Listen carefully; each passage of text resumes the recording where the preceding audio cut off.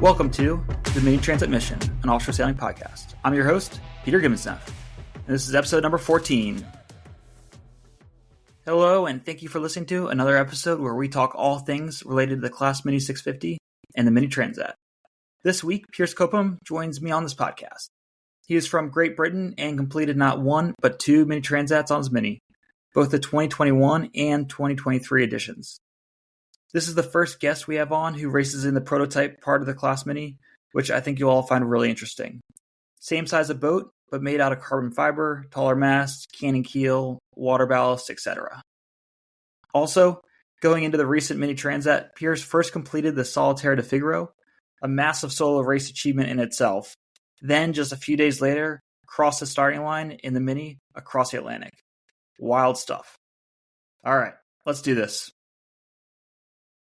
Piers, welcome to the podcast. How are you doing today? Listeners, you have to remember I'm in Brittany, where it makes Scotland actually look quite warm.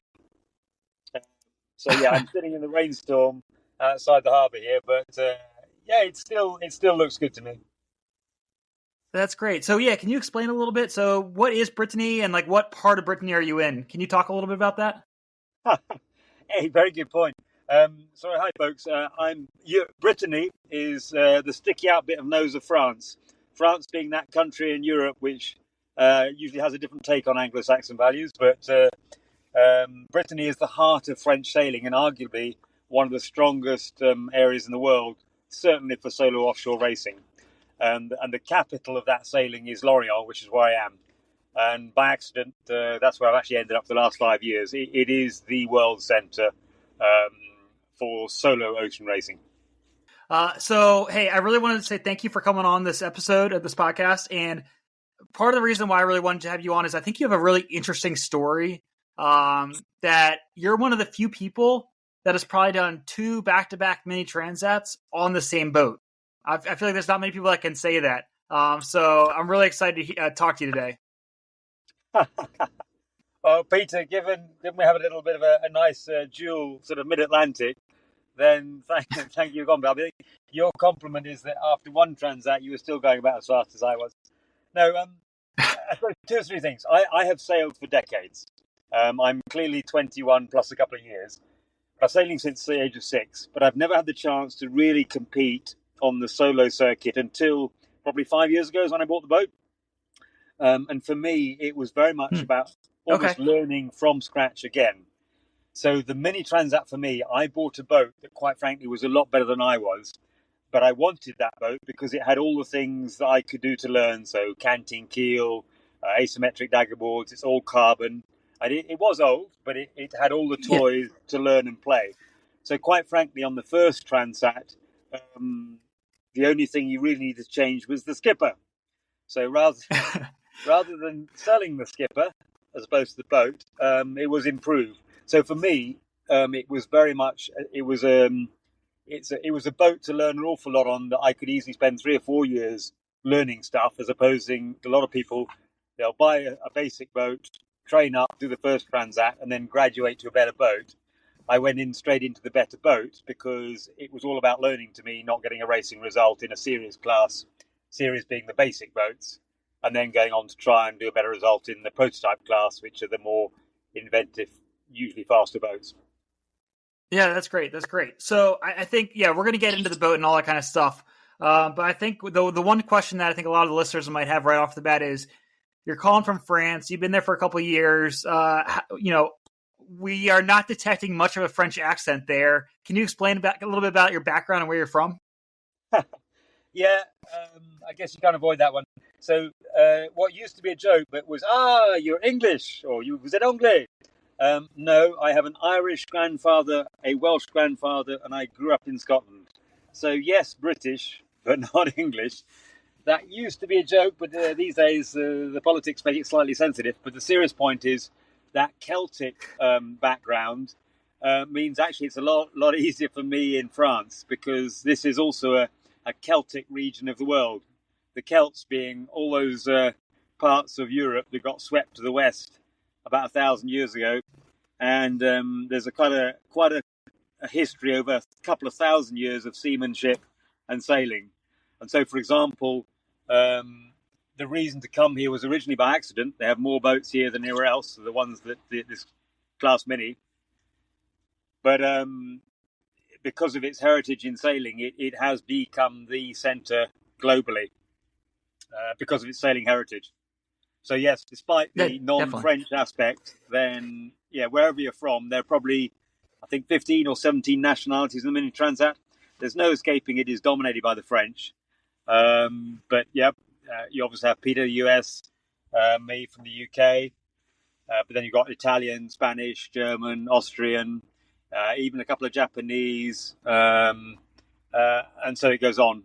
Uruguay is the guy who actually won it's from Uruguay. So yes, it is a multinational community, albeit dominated by France because of where the whole thing has grown up. How did you get involved with the minis? And did you sail minis before you bought your first boat? And I guess how did you find the class, or how did it find you? Let's dive into that a little bit.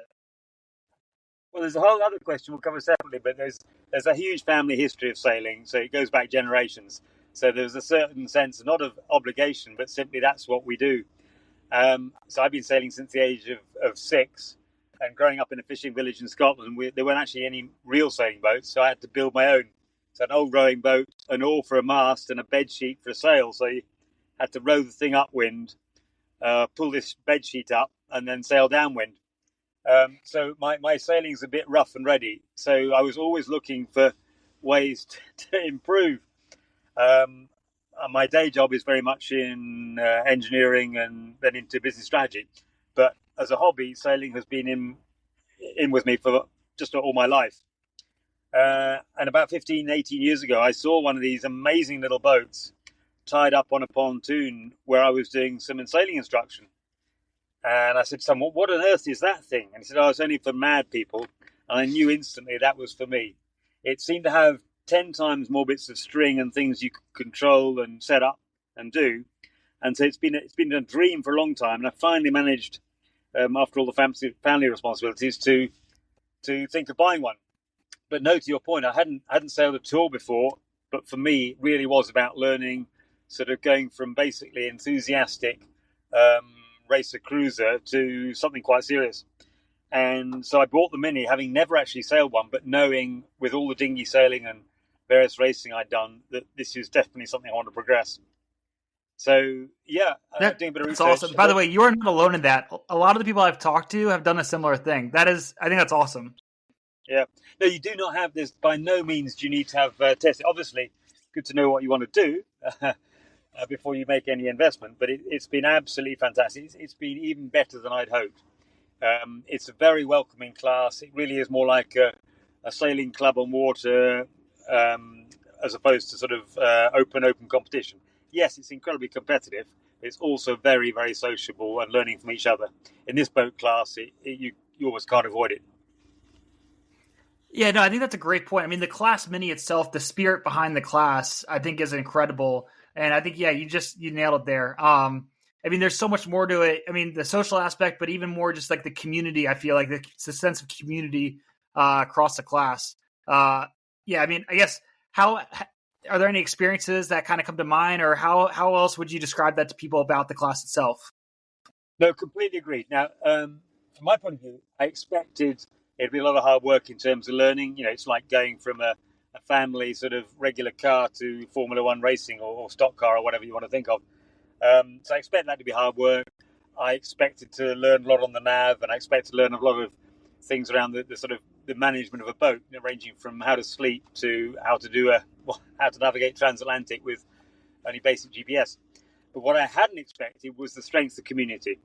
And yes, it's not just the fact that it's sociable, but it's people joining, swapping ideas, supporting each other. If you've got if you just have some problem with the boat, it's incredibly strong that way. With the one big caveat that is very much focused on France. So outside of France, particularly North America, you really need to be searching. And Peter, you're the one to comment on that.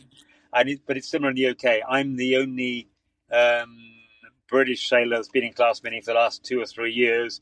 There's a couple of Irish guys, a couple of Scottish guys occasionally sort of dipping in and out. But everything about the community is very impressive. Yeah. It is very much French-based. No, absolutely. No, I think that's a great way to sum it all up. Yeah. But yeah, no. So the class is awesome. I love it. Sounds like you're very passionate about it too. But let's talk about your boat. I know we talked a little bit about it, but I'm excited to have you on also because you're the first person on this podcast that's has raced and owns a prototype. So can you kind of explain a little bit about your boat, what kind of type it is, and then also a little bit about the prototypes? Okay, well, at a very basic level, Class Mini, 6.5 meter long boats, 21 foot. I mean, it's originally a British idea, but we didn't take it any further, possibly because of the climate. I don't know. But they split the idea was it was entry level ocean racing. That was the whole. If you go back to the 1970s when it was first introduced, and that still exists, but entry level inverted commas, it comes with a reasonable price tag these days. But partly for that reason, they split it into two. They're all 6.5 meters long, 2 meters draft, etc.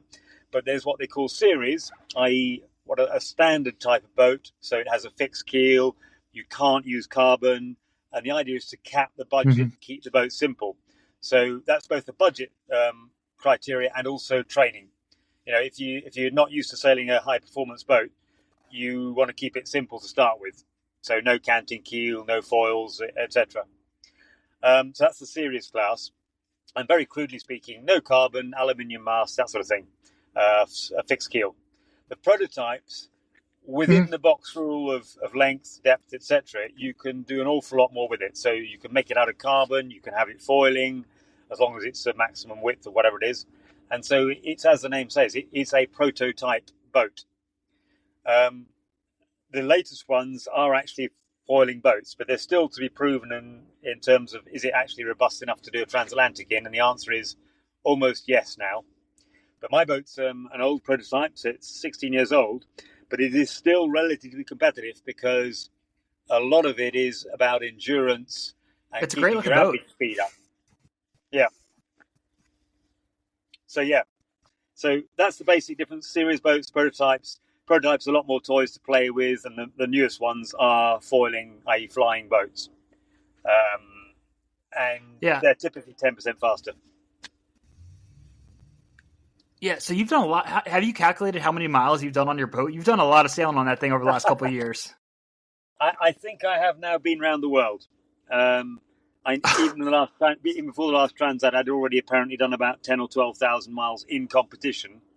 And then obviously on top of that was the Transat, another 3,000 or 4,000, plus another probably same again in training and qualification circuits. So yeah, I think I've just about got around the world. Wow. Yeah. So you probably have the most experience on a boat going into the Mini Transat, like with just the amount of miles and the time and all that kind of stuff. I'm curious.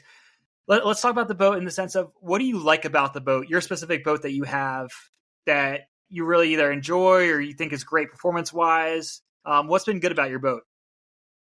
I think the key thing is, for me, it was about an enjoyable way of progressing in sailing.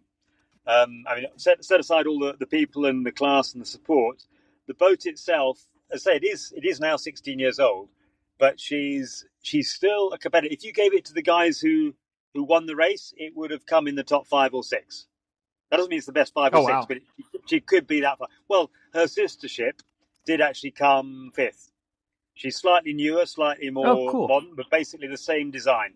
So you do not need to spend the $500,000 that the guys who were hoping to win would do. For example, the boat that finished one place in front of me was only a year or two old. It's a foiling, state-of-the-art boat, cost about $500,000. They finished one place ahead of me. My boat is 16 years old. On the money side, 41,000. That's not exactly cheap, but that's an average family car. So, yeah, you clearly, if you really do want to win, you need to put everything you can into it. But you don't need to go that far if you want to just be competitive and learn and do the best by your judgment. Obviously, it's nice to win, but it's a trade-off. She's a very robust boat. Yeah, and she's a very robust boat. So I've been out in weathers 2 years ago when we had the Transat, 2.5 years ago, I heard a forecast which I thought, well, okay, that's not particularly comfortable, but I'm happy carrying on. The next day, out of the 90 boats, there were only 6 of us still on the water, and 4 of them were well out of the storm area. It wasn't stupidity. It was 2 things. One was I'd been out training in that sort of weather deliberately because I was thinking, well, if I'm in the Middle Atlantic, you can't go and hide in a port. But the second thing is, having grown up in Scotland, the forecast that came out, if you didn't sail in that sort of weather, you wouldn't be sailing most of the time. And so quite a serious point there is just whatever you do, find conditions that you are able to test yourself, as long as you don't kill yourself, to whatever thing you're going to match. Be prepared. If the first time you've been out in a storm is in the middle of a race, you probably missed something there. Yeah. No, that makes sense. That totally makes sense. So I guess after all the sailing, if you could change anything in your boat, what do you wish you could change on the boat itself? No, I'll go back to the original line. I think the only thing really that's changed on the boat is the skipper. And in this case, train the skipper a bit more. So for me, quite seriously, I could even think of doing another transat on that boat, and I'd still be learning. Having said that, we've probably the boat needs to find its next owner. Well, it has found its next owner. It's not so much changing that on that boat. It's actually what boat would you now sail, and that leads you down 2 or 3 different routes. If I was in the mode of actually trying to win a mini, it will be to get one of the most high-performing new foiling minis, and there are 2 or 3 around that really have proven themselves. The guy who came second, the only reason he really came second was because he broke a couple of things. But that boat is seen as the next generation. It's not fully foiling. It's what you call a skimming one, i.e. it sort of sits with its tail in the water. Yeah. But effectively, it's a foiling boat. And so I wouldn't change the boat I've got. It's the stage we're at now, meaning myself and the boat, is we change the boat or change skipper, if that makes sense. Yeah. No, that totally makes sense. So, yeah, as we keep on talking here, I want to get into the Mini Transat soon. But before we get into that, I guess bigger picture, I'm really curious from your perspective, why solo sailing? Why doing all this? Why going out in the ocean and racing across in this little boat? What is it that about solo sailing that has really attracted you to this part of the sport when there's so many other options out there of sailing with a lot of other people on boats? I'm curious, what part of the solo sailing side or solo sailing racing has attracted you? I'm going to have 2 or 3 threads for this answer, and some of them might sound quite sad, but sailing isn't actually my first sport. So I've done rowing to international level. I've won things in the UK, Europe, and world level in Masters. And rowing, I do that in a crew or in a single. And the point is that that's 2 very different experiences. In the crew, it's the delight of getting a team working together to enhance, sort of make the some of the parts, the whole greater than some of the parts. The single is very much about what you can do with yourself, so to speak. In a crew boat sailing, I just kind of get bored, and so even if you're the skipper or navigator, and I've done that, I've won races as a skipper. You do the sailing bit, and then I kind of you're sort of sitting around all the time. So for me, some of the best times I've had, and this is almost the escapism, the second part. The escapism part is on the ocean on yourself. You are very much exposed to nature in a way that you just don't appreciate sometimes with the crew, because the team dynamics, however good they are, will distract you. That'll be the focus. Rightly, it'll be the focus of attention. When you're by yourself, first of all, it's all reliant on you. So it's a great test. It pushes you to learn things you would never otherwise do in part of a crew. But there's something about being on the ocean by yourself that adds almost a mystique, I would say. For the non-sailors, it's, if you're in the Middle Atlantic by yourself, you look up at night and the stars are 10 times brighter. It's a magical feeling. And you look down, you don't see the dolphins at night. You see the traces of where they've been, the phosphorescence. And so that adds another sort of, I'll say magic again.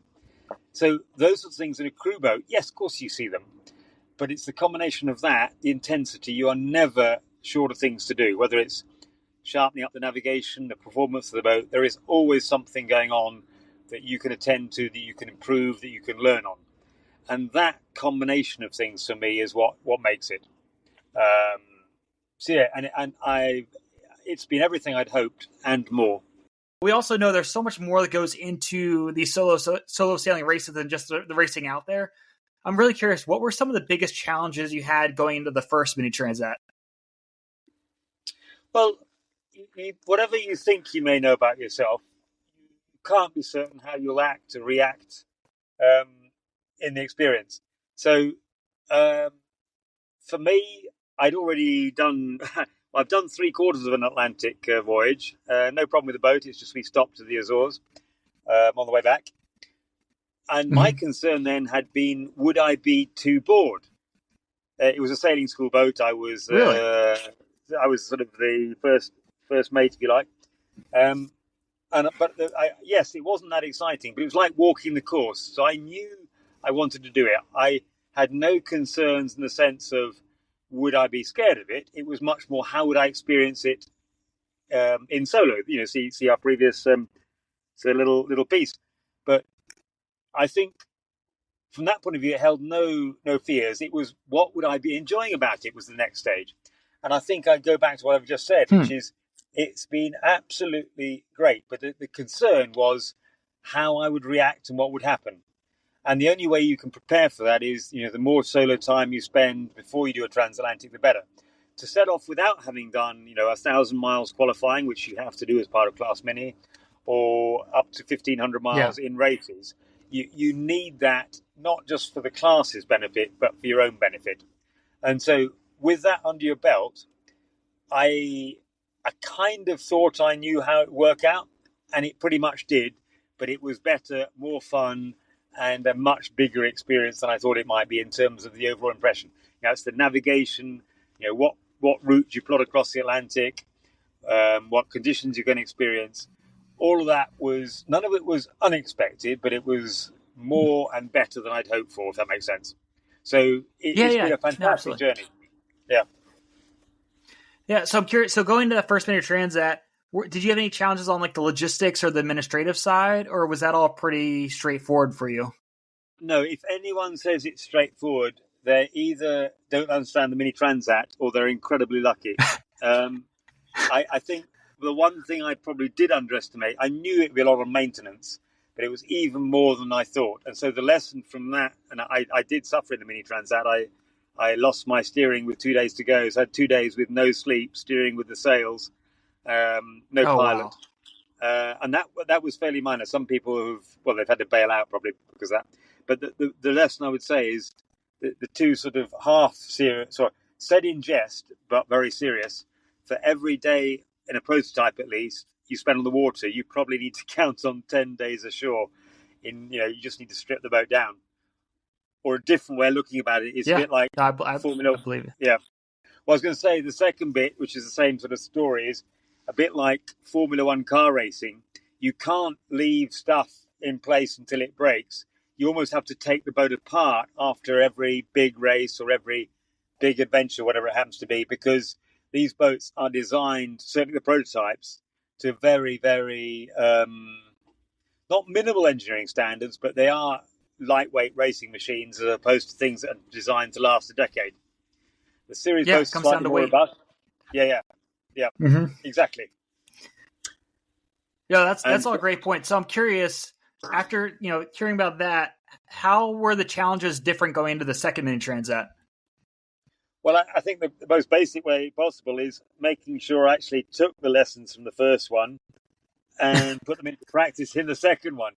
And those were, at its crudest, what I've just been saying about maintenance. So just prepare the boat, know your boat inside out, for two reasons. One, that'll make sure it's maintained. And the second is if you do have any problems, you can almost do it with your eyes shut, as in repairs or whatever.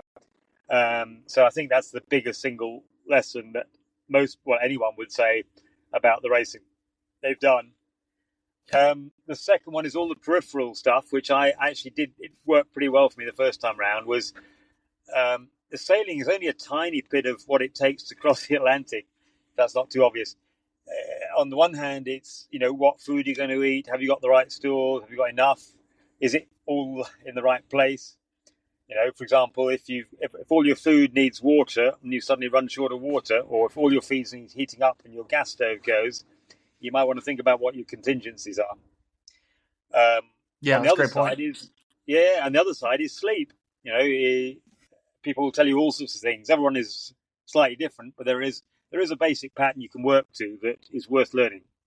I can go Yeah, into can you that. explain that a little bit? I'm curious what your philosophy is on sleep management out there. Well, a lot of people say they only sleep for 20 minutes at a time maximum. That may be true for short 3 or 4 day races.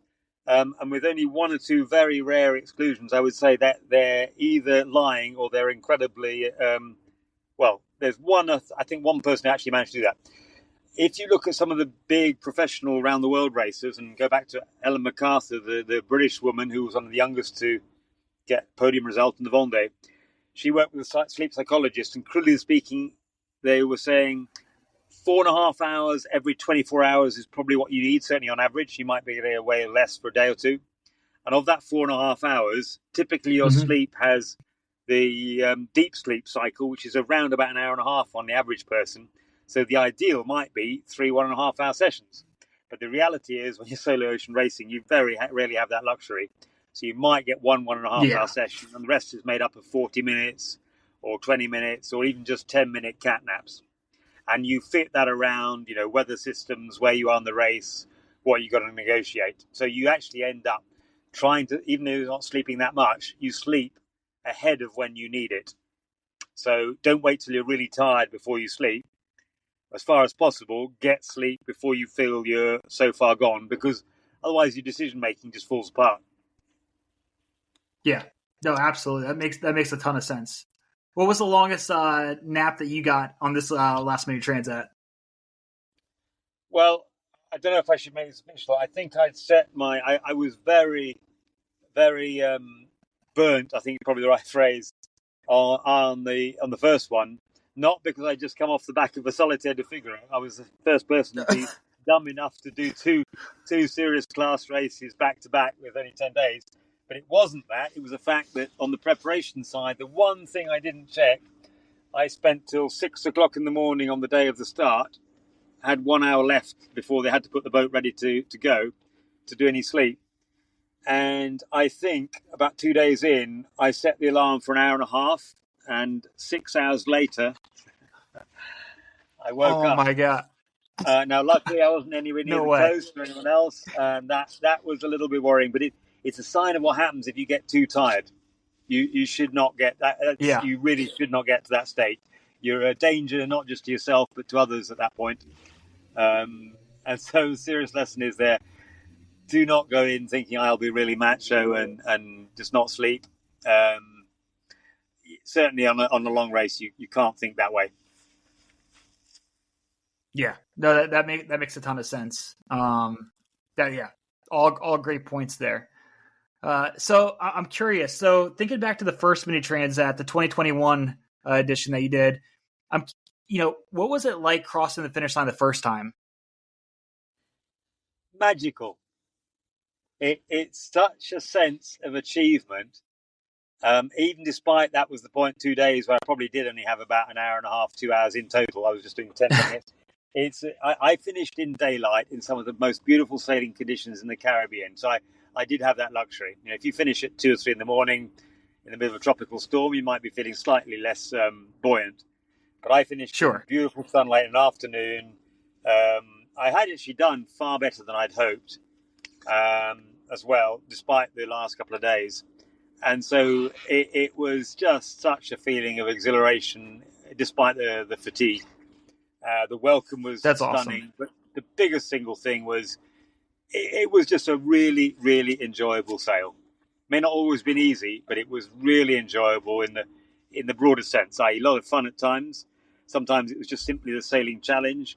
And when you manage to get a little boat like that up to 25 knots in 33 knots of breeze, there's kind of a bit of an adrenaline rush that, you're kind of an addict to that stage.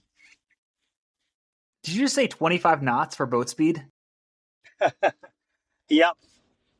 What is that even like on it? But that is insane. That is really fast for a sailboat, especially that size. Well, I didn't really. This was me pushing it a bit to the limit, and I hadn't realised the wind to get. It was in it. Well, the background being, I had planned it, so to speak. Typically, the wind 2 years ago was actually relatively light, so 12 to 14 knots, which is very easy going when you're downwind in a boat like that. So the boat's averaging maybe 12 knots, 10 knots, 12 knots. And they're carbon. This boat is carbon. It only weighs 750 kilos, and it has a sail area 4 times what a kid would draw as a typical boat. It's 140 square meters. If you draw that as a kid with 2 triangles, it's 35 square meters. So it clearly has the power. And then one day I've been sailing together with someone else, and she dropped back a couple of miles. We were doing some weather together. And she said, I've got to go up. There's a squall coming. And I looked over and I could see it, 2 or 3 miles back, the clouds building. I thought, well, I'm going to leave the big spinnaker, all the full rig up, and see what she does. The sea conditions were quite good, expecting the wind to go from 14 knots maybe up to 25. So I'm thinking, that's fun. And the wind starts to build. It's 18 knots. The boat's up to 12, 14 knots. And it builds to 22, 24. And I'm thinking, wow, this is going quite well. But it didn't stop. And eventually the gust got up to 33 knots. And I was already thinking at 25 knots, I can do this for another half hour, but I'm not sure how much longer because the pilot wasn't tuned for that sort of speed. And a gust came through. And the boat just went incredibly light. You don't sail at that stage. You just follow the sail.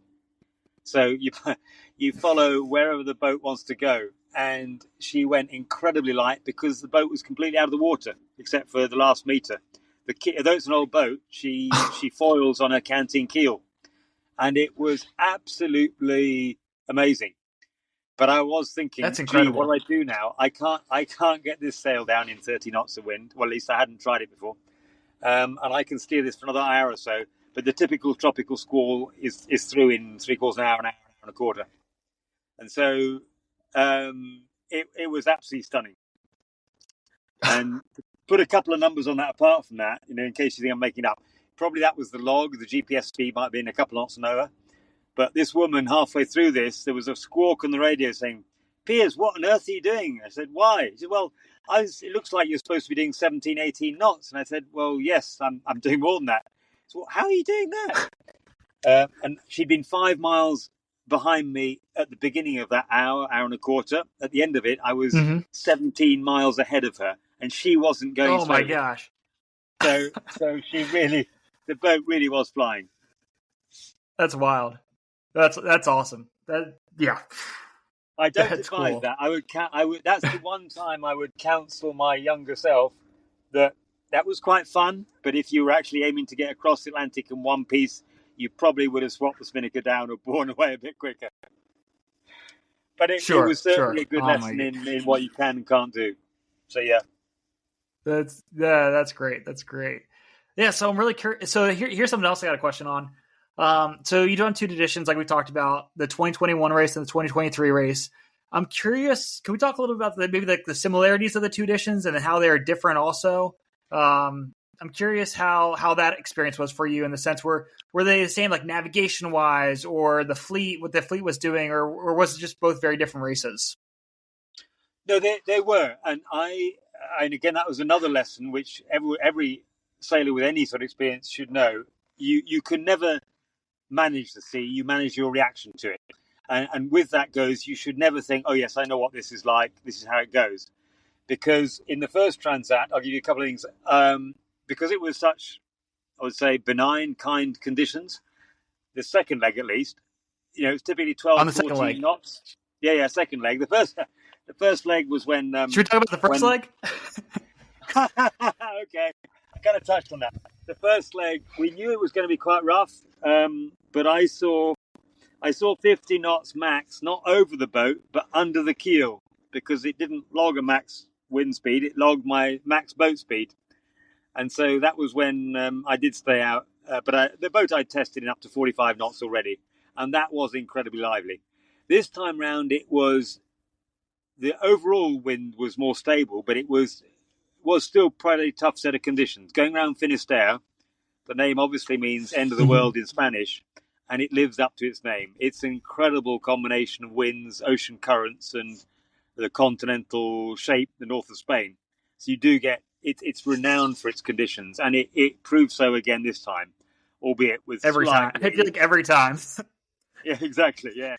So that I kind of thought, okay, yeah, that wasn't so bad this time, but it was you've got to give it its respect. It needs that. So yeah, and that worked out well. There's a huge range of conditions. One moment you think, yep, this is going to go all the way. We'll get there in 2 days. Then you run into a complete calm, and 2 days later you've still got 500 miles to go. So we had a bit of that. Just have to always be prepared for a change. Never assume it's eat, sleep, sail, repeat, which is a dangerous pattern you can get yourself into.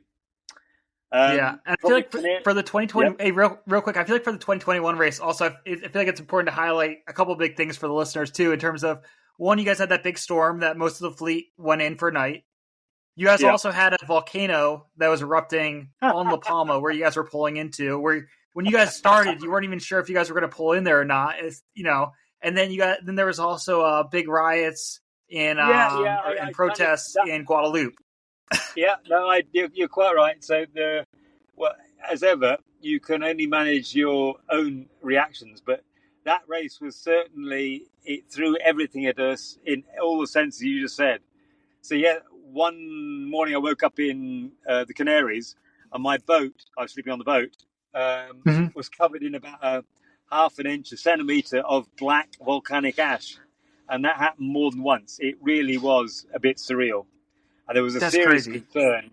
Was before we got there was, could you divert the whole fleet? And the problem was the logistics meant we had to take the risk to be in there. So that was certainly experienced. The storm we've talked about a couple of times, but it really was pretty lively. And they did say, we suggest you go in, but the French word or translation made it sound more obligatory. So to credit the guys, that's the excuse all the French had. In English, it translated more, it's like an advisory as opposed to obligatory, which is why at least 3 or 4 of the non-French first-speaking guys were very comfortable, because they thought, no, I'm content with this, I can do this. But that led to its own issue, which is the usual thing about rules and people making protests, etc. And apart from that, we then arrive in Guadeloupe to some of the biggest unrest and strikes, i.e. burning cars and barriers across the roads, to the extent that there was a threat at one point to burn the mini fleet, because that would be quite good publicity. So really, I didn't hear that. Yeah. So at the supposed prize giving, remember this is still in COVID, so we're under curfew. Prize giving was there for lunchtime, but the opening thing was, guys, we need to be in the harbour 5 a.m. tomorrow, because the whole fleet's got to move out because there's a threat to burn it as part of the big riots and protests that were going on. So yeah, the distractions off the water were pretty impressive as well. But I think they've sorted their act out now. Yeah, we had a great experience there this past year. Guadeloupe was lovely. I feel like they were a great host for the race, or for the finishing area. In case I've led people into thinking I'm not going to touch that. No, even in that situation, most of Guadeloupe, well, to any non-French, because I then took a bike through all the dubious areas, being very low key, and it was very much a locals thing. So they were very welcoming even then. It was an incredible. It's a lovely combination of France meets the Caribbean. So there's no doubt that. But remembering that the strike to a French national sport, it just kind of completed the experience. It wasn't physically dangerous. Yeah. And this time round, the place is a delight. It's all the Caribbean welcome you would hope for and more. So this year's race, the 2023 edition, a little different. Didn't have all those things going on. But I'm curious, let's talk tactically. So you want to kind of explain the last time we saw each other on the race course, when we were just a few buildings away from each other on that, I think day 2, the second leg? Yeah, that's right. Well, 3 years ago, whatever it is, 2.5 years ago, really it was pretty clear that the south route was the option to go. So it was any fine tuning on the south route. I mean, by that you can still be sort of 200 or 300 miles apart. This time, the fleet was almost completely split before the start as to whether you go north or south. And actually, there was a small fraction who then wanted to go down the middle. About 2 days in, it was less clear that those options were quite so clearly defined. But there was still the south route camp, the north route camp, with a significant minority who were going for a middle route. I think when we crossed, it was almost dependent on what tack you happened to be doing at that hour as to which one you ended up wanting to follow, because you could convince yourself that either was good. The south route this time for some skippers was seen as the way forward because they were faster boats and could get through to the good trade winds. But for the slower boats, it was seen as, well, the trade winds are too big to really profit, and to get that far south, you've lost 2 days in the calm. So I think, Peter, you were on one tack and weren't quite making the same angle as I was. So you headed south, and I was thinking, hey, I like this. I always wanted to try the north route, which was different from the previous time. And so off we went. And I think we were sort of several hundred miles apart at one stage. Yeah. So I'm curious because when we were rounding that last island, what was it, Hero Island? Yep. I know we were. I wouldn't say I crash tacked, but I tacked pretty quickly before I was ready. On a port starboard with you, which was fine because I didn't want to. I wasn't going to get in the way of you. But I could not maintain that same heading that you could. Which, me being a prototype and going upwind when it's blowing 15, 18 knots, you're definitely going to have a better point than me. But I was struggling at that point with the point. And so you were already kind of going upwind closer. And then I was also waiting for that. I think that was the 1500 UTC weather report to confirm, okay, I wanted to take the southern route. And so once that happened, that's when I put up my code 0 and I diverged from you guys and was like, I'm going south, screw this. And so that's where I was kind of curious about for you going north. But I was also wondering, because I kind of had a little different thought process of going south. I thought it was going to be less tricky tactically to navigate some of the different pressure systems since it was going to be more of the trade winds. No, did you have any concern with navigating any fronts or anything in the northern route? Yeah, no, exactly. And to be honest, if that was my first Transat and I was wanting to get across in one piece and sorted, I would have exactly done you. And actually, by that stage, it probably was theoretically the right option if you wanted to win. But by that, the potential for being faster on the north route was there, but there was quite a high element of uncertainty. For me, as I go back to the touchdown, I wasn't there to win, I was there to learn. And for me, I'd already gone fairly far south. I'd done the great trade winds bit. I wanted the challenge of trying to negotiate fronts and finding weather systems with minimal weather system. It was still supposed to be half a day advantage, but only if you could navigate those systems. At the start, we've been talking about 1.5 or 2 days advantage. It was clear it wasn't going to be that big, but I still wanted that challenge of going the north route, navigating the weather systems. And again, my long-term aim is to do the Vendée Globe around the world. And to me, it was also about, it was learning to navigate those weather systems, but also with not too many maneuvers. So I was limiting myself to 2 big maneuvers a day. And the combination of that plus learning, plus the weather systems, was forcing me to do an awful lot more weather prep navigation than I otherwise would if I simply wanted to get across in one piece relatively simply. So I was pushing myself to confront those challenges because, yes, it was by no means a simple, clear-cut aim.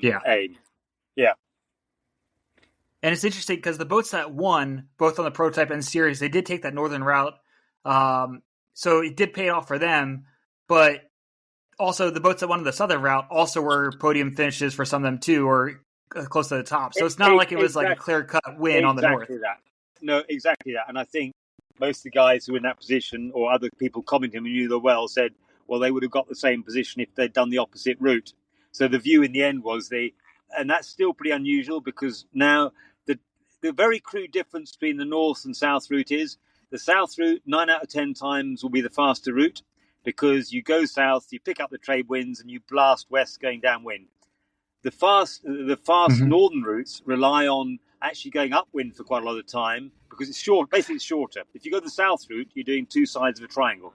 If you go the north route, you are, roughly speaking, going the rhumb line, i.e. the shortest distance from A to B around the curve of the Earth. That's the north route. And so it is 300 or 400, maybe more, I can't remember exactly, depends on what you do, 500 miles shorter. But you're having to go upwind, and it depends on having a system of lows come through where there's enough upwind to have.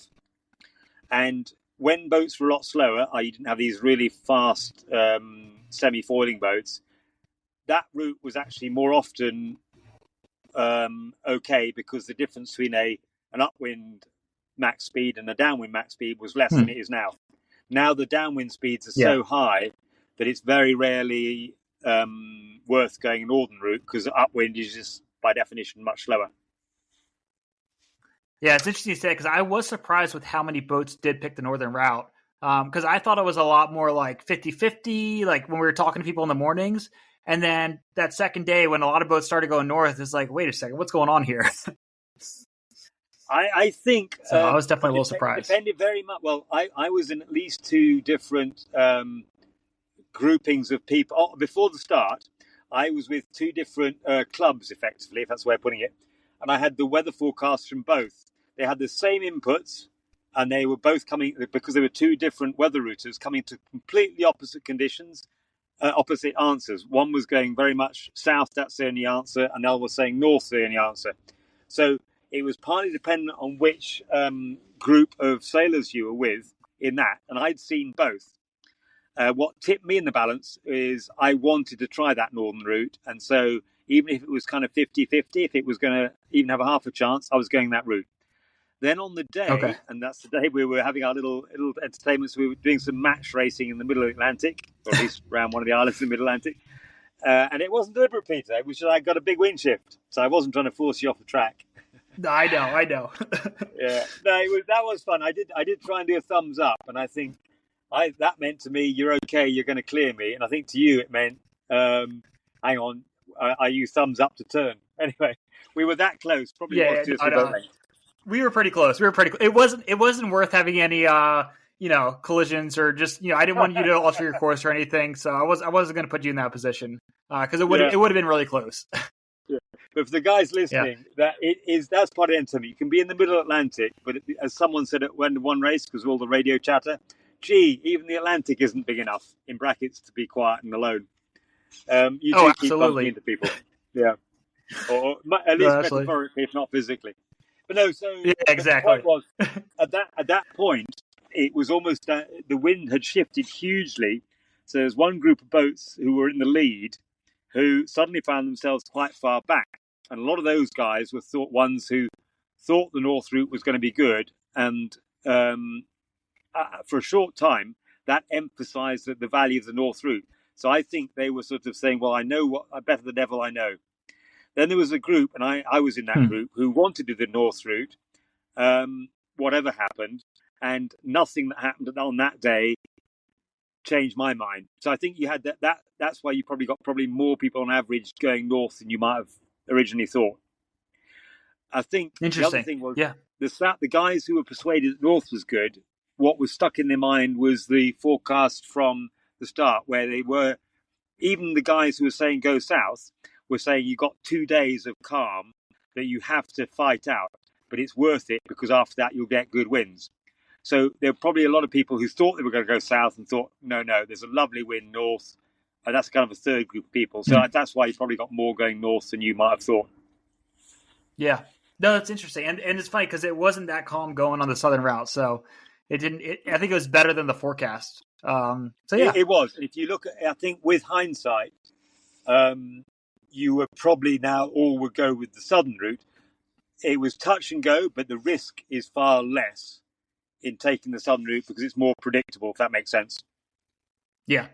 And that's part of the reason why I went down there. Predictability. No, totally get that.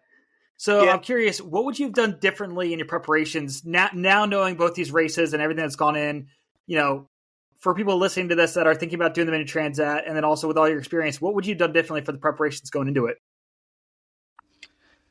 Again, I can't emphasize enough. It's the usual cliche. You've probably won or lost before you even cross the start line. And by that, I mean the preparation. There's the military version, which I won't repeat, but it's the 4 or 5 Ps, depending which one is. Poor performance equals poor planning equals poor performance is the polite version. If you're military, you can add a few extra expletives in there. But it's even more true in this sort of Mini Transat race.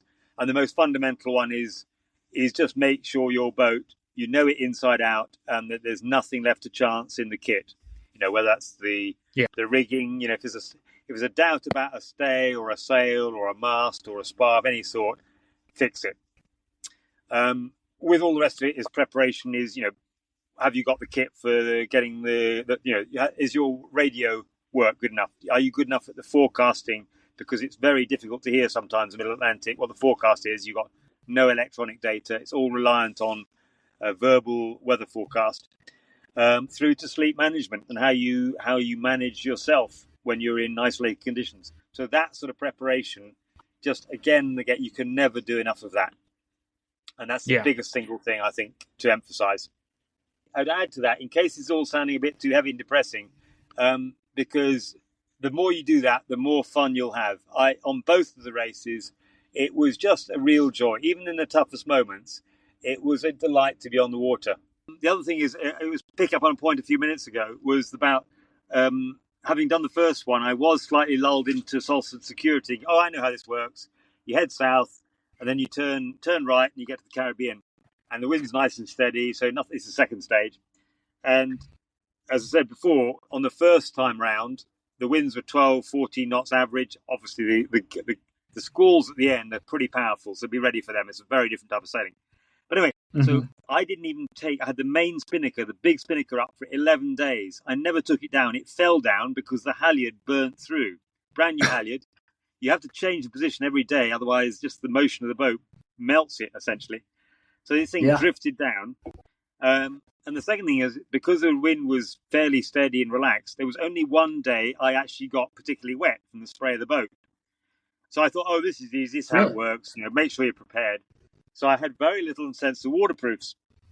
So on the second one, wind is only probably 3 or 4 knots on average more, but it was typically 17, 18, 19, 20. In those conditions, you're never not wet, and you're never not changing your spinnaker, your medium, your jenica, because there's conditions in. So it was actually less enjoyable moment by moment a lot of the time because you're getting quite wet. But in terms of a sailing challenge, it was much, much more of a serious sail in that sense. The speed of the boat, the strategy, the tactics. Strategy meaning, managing around depressions and whether you go north or south. And tactics meaning, are you going deep and fast, or are you going broad and sort of less broad and fast, but using bigger spinnaker or whatever. And so there was a lot more fun, a lot more challenge in this second race. Quite frankly, the first one was almost, with hindsight, almost not too easy, but it was very easy to relax and enjoy the moment by moment sailing. Yeah, that's fascinating. That's really interesting to hear. That's cool. So I got a question for you. So some people who might have seen the pictures of your boat might have seen the dolphins on the side. You want to talk a little bit about the dolphins and that whole the whole design and kind of what you've been racing for and everything out there? Yeah. No. Well, the very serious one is the boat. If you've seen it, its race name is Voile des Anges, or Sails of Angels, and it goes back way before me. It was a charity set up by a woman who lost her baby in childbirth, and obviously a very incredibly sensitive issue. But here in France, as many places in the world, it's still almost a taboo subject. And so they had no support after losing a child, and she basically had no one to talk to, because you can't exactly say, how's that child that died 3 years ago? It's not exactly a conversation starter. So instead of that, she wanted two things. One is to remember the child. And there was a guy in a Vendée Globe round the world race saying, look, if you put your name on the side of the boat, you can pay $100 and the name goes around the world. So Celine wanted to do this. And the guy said, so what does Matthias do? This is Celine's son. He said, well, he's dead. So there's a slight pause and realised it was a bit awkward, but the name went on the boat. And she realised at that point, you need to have a group of people that are doing that separately. So on the side of my boat, there are 120 odd names, all of them children not with us. But for the parents, it does two things. One is, rather than being depressed at the thought, they can look at the boat and see, it's now in Guadeloupe, it's in the Canaries, he's now doing a transatlantic. And in their minds, their son or daughter is now doing a transatlantic. So if anything can help for a lot of people, that's a sort of positive target. Almost more importantly, it's a topic that the friends and neighbours can then discuss. As I said, you can't exactly say, how's that child that died in childbirth, but you can say, I see Val des Anges just reached the Canaries, or I see he's just in the Solitaire du Figaro, or he's in this race or that race. And that just adds a safe conversation. So it's a very serious thought, a very serious cause, but with a very positive, constructive aim. And the point about the boat is it's very much designed with the kids in mind. So you'll see, all the colours of the rainbow, the little guys on the side of the boat with the arms in the air. That is effectively the angels, the kids. And the dolphin, well, that was me thinking, as a kid, I love that. Well, as an adult, I love that. And who doesn't like a dolphin at sea? So if you don't have any dolphins actually for real, you bring your own. So I brought my own. They're on the boat. Wow. Hey, that's a really powerful message that you have been sailing across the ocean with. And that's just incredible. So yeah, great work to you on that. That's just simply awesome. Thank you for what you've been doing for that organization and for those families. That's really commendable. Well, it is, but you're back. You can say that. Well, two things on solo sailing. In some ways, you can think of it as an incredibly selfish, self-centered thing to do, and in many ways, it clearly is, almost by definition. But two things. One is you can't actually do it by yourself. That's the irony. You need a team around you. And then when you come back to this charity, if you're going to do something like that, if you can add to a cause, and this goes for a lot of the boats, there is a cause way beyond you as an individual. And if you like, it's putting something back or it's capitalizing on something you want to do and that fits with something that helps other people, then it's a no-brainer. So yeah, whatever that cause happens to be, whether it's family, business, friends or others, then that kind of adds to the dimension. You're sailing for someone else as well as yourself. Before the dog goes crazy again, I'm just curious, can you talk a little bit about what you're currently doing and any future plans?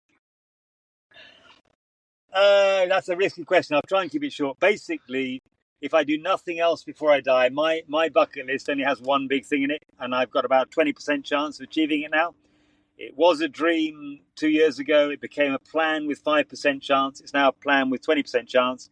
It is to be on the start line and ideally the finish line too of the Vendée Globe round the world solo race, which is in those 60-foot mad machines. Nice. Some of the machines are slightly mad. They're not flying. And I've just had my first significant sail on one these last couple of days, and they are magic.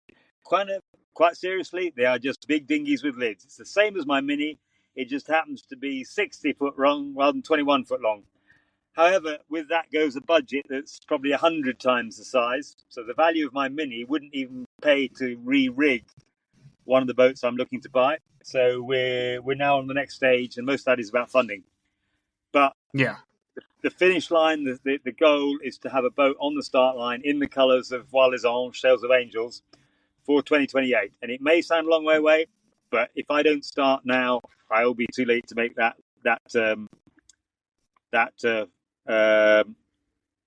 gate for 2028 November. Yeah, absolutely. Well, hey, that's awesome to hear. I'm really excited to see that, and can't wait to follow your adventures on that. That's exciting. Hey, before I forget, can you send me some, if you have any contact information or website or email address, I can include in the show notes for people that want to get in contact with you, because you never know. Maybe there's someone listening that wants to sponsor you. You never know. Guys, you're always welcome. If nothing else, if you've got family or friends who've got kids or you've lost kids in that sense, we're absolutely here to support you. But more to the point, what it takes to get to that start line, yes. If you start out two different things, one is Piers Copham Ocean Racing on Facebook, so literally PIERSCOPHAM, Ocean Racing. There's also the Val des Anges web Facebook, which is very low key at the moment. Part of it is developing the whole charity. That's part of the cause. I'm also on Instagram, and you can get me, which is my name, Piers Copham @hotmail.com. So yeah, anyone welcome to get in contact. Join us on the water. Awesome. Well, yeah, I'll definitely add all that in the show notes so people can get in contact with you if they want to reach out. All right. Hey, is there anything else that we haven't covered that we should talk about? I think we've hit a ton of different parts of the Mini Transat and your future, and it's been awesome talking to you. Is there anything else you want to discuss? I think just do not be put off by some of the things I might have said. Any excuse to be on the water, in it, or under it. Maybe solo ocean racing isn't everyone's favourite topic, but give it a go. Just try it out for whatever you want and take it as far as you feel comfortable with, but at least give it a chance. It's been absolutely magical for me, and I'm overusing that word now, but I wouldn't have swapped any of it. I'd like to have improved on it, but I wouldn't have swapped any of it. It's a completely different world, which, yeah, it's been fantastic. That's great to hear. Well, I think that's it on time. And hey, just want to say thank you so much for joining me on this discussion on the podcast, and hope to talk to you soon. Well, it's a pleasure, and even more looking forward to seeing you back on the water in whichever form it takes. Yeah, awesome. Thanks, Piers. See ya. Cheers. Well, that's it for episode number 14. Thank you, Piers, for coming on the podcast, and I really hope you all enjoyed listening to his experiences. Make sure to sign up for my email updates at pgnoceanracing.com. If you want to support this campaign, a great way to do that is by making a donation, either through uspatriotsailing.org or through my GoFundMe page, which you can all find on my website. If you're listening to this on Spotify or Apple Podcasts or wherever you listen to podcasts, please hit the follow and subscribe button and leave a review as well. And then finally, follow me on social media at Facebook, Instagram, YouTube at PGN Ocean Racing. And let me know when you want to hear about or if you have any questions. Just email me at peter@pgnoceanracing.com. All right. Thank you for listening to the Mini Transat Mission.